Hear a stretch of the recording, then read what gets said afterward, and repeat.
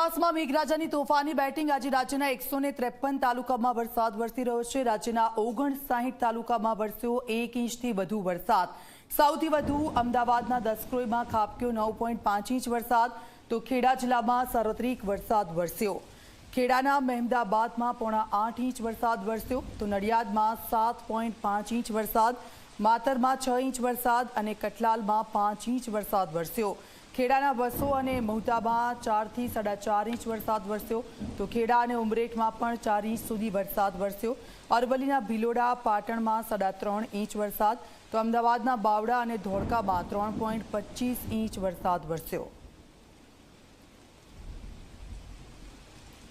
તો ક્યાં કેટલો વરસાદ થયો તેને લઈને આંકડાઓ સામે આવ્યા છે। ખેડા અને ઉમરેઠમાં 4 ઇંચ સુધી વરસાદ વરસ્યો, તો નડિયાદમાં 7.5 ઇંચ વરસાદ, અરવલ્લીના ભિલોડા અને પાટણમાં 3.5 ઇંચ વરસાદ। સવારથી જે ભારે વરસાદ વરસી રહ્યો છે અને અત્યાર સુધી ક્યાં કેટલો વરસાદ તેના આ આંકડાઓ। ખેડાના વસો અને મહુધામાં 4 થી 4.5 ઇંચ વરસાદ વરસ્યો। આજે 2-3 કલાકનો જે વરસાદ વરસ્યો તેમાં દરેક જગ્યાઓ પર પાણી ભરાઈ ગયા અને નીચાણવાળા વિસ્તારો ખાસ પ્રભાવિત થયા છે આ વરસાદથી।